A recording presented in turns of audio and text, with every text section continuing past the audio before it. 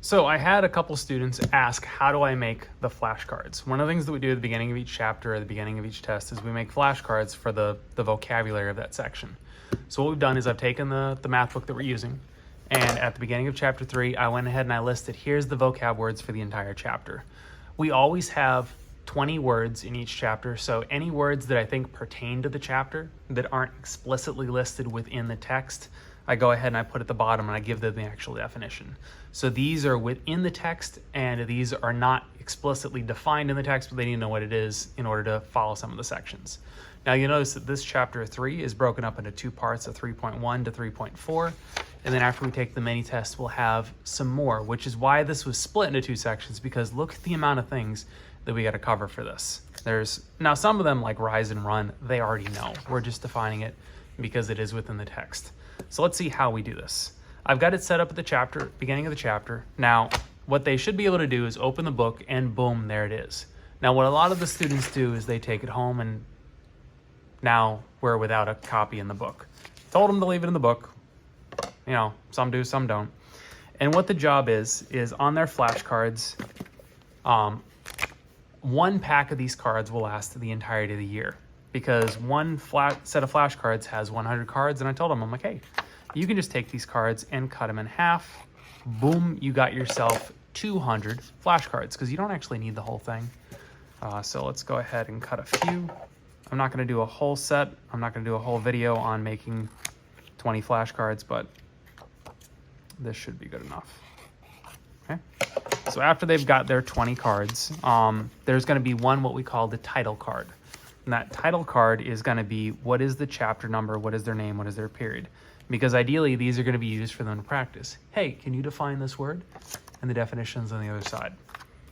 So the title card is going to be this. You're going to write your name, Mr. Johnson. You're going to write your period. I am period 7 because there is no period 7. But they're going to write first, second, third, fourth, fifth, whatever period they have this class. And then the chapter number. So this is chapter 3. I'm even going to say this is 3.1 to 3.4 because there's going to be a second part of this chapter. They only need one of these because it's going to be on the stack of their cards when they're done. So they're like, oh, hey, these words are right here. And then for the rest of them, what they're going to do is I've listed them in the order that they appear. So they're not in alphabetical order. They're in order of appearance. So I want to define the word relation. So what I'll do is I'm going to say, okay,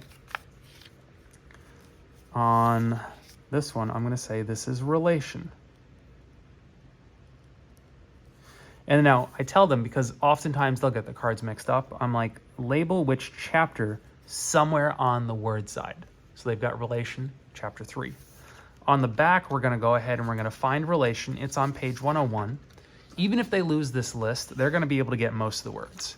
As they flip through the book, any vocab words are highlighted in yellow. So we can see the first word that we see on page 101 is relation. So I'm going to say, what is the definition of relation? It pairs inputs with outputs.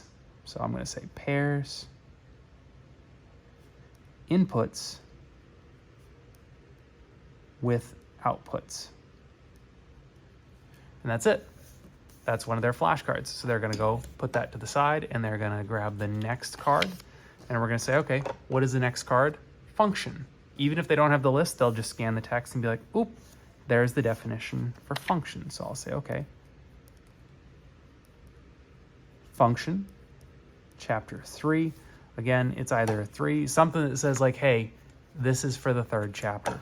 And the back, I'm going to say, okay, a function is a relation that pairs each input with exactly one output.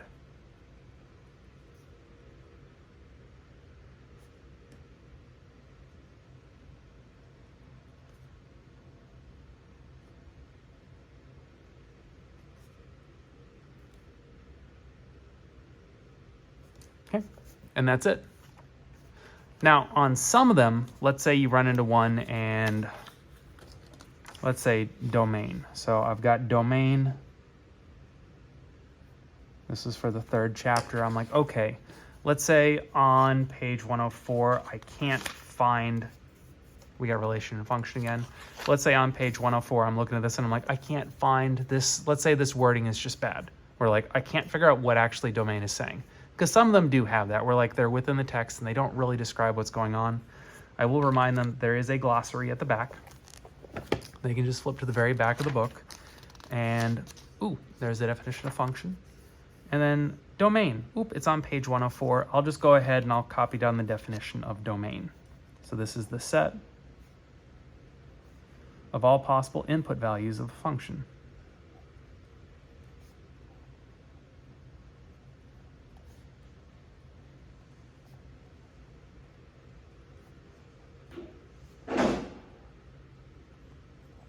Boom, there we go. Now, that being said, some of the students just live back here. I think it's better to go through the chapter because you get to see some of the questions, you get to see them in action. If you're just living in the back of the glossary, it's kind of taken out of context. So let's flip back to page 104. And let me show you one of the things that we want to make sure. Now, because these flashcards are meant to be used throughout the chapter, so they can practice for the vocab quiz, like, hey, tell me what the definition of domain is. I think it's all the inputs in a function or something like that. Yep. The set of all possible input values of a function. Awesome. Well, how about you tell me what word I'm looking at? A relation that pairs each input with exactly one output. Oh, bro, that must be a function. Yeah, there we go. Awesome. That's the way these are meant to be used. That being said, let's say they look at range. And this is a 3. I tell them, I'm like, hey, look, these need to be both legible and we're not changing the definition. I'm not saying like output. Okay, that won't count. So when they turn these flashcards in, if they've changed or shortened the definition, that's not going to help them. So range, output, we're not doing something like that. They would have to, in essence, redo that card. Okay. Another thing that I asked them to redo, if they, let's say they do range and they write it and they're like, the set, oh, hold on. Set of all possible, oh, hold on. Possible output values. Okay? Because these are meant to be memorized. If there's any sort of scribble, what I ask them to do is just restart that card. So that way, as they're practicing, they're not memorizing which one has a bunch of scribbles on it as to which word it is. They're actually going to have to focus on the actual content of the cards. Otherwise, very simple thing. This video, I'm not going to post a video about this every chapter, but I had a lot of students ask questions as to how are we doing the flashcards. So I figured I would go ahead and show you a quick walkthrough as to how it's done. So let's say the set of all possible output values. Okay. And the best way is once they finish the entirety of the set of vocab, they'll take their flashcards, and I recommend either a rubber band or a paper clip. Paper clips tend to get a little cumbersome, but basically they can take this and then boom, they got themselves a nice little set for chapter 3. I also recommended like a little pencil pouch so they can shove all their stuff in there and they're like, oh, what are we studying? Chapter 3. There we go. Awesome. Hope this helps.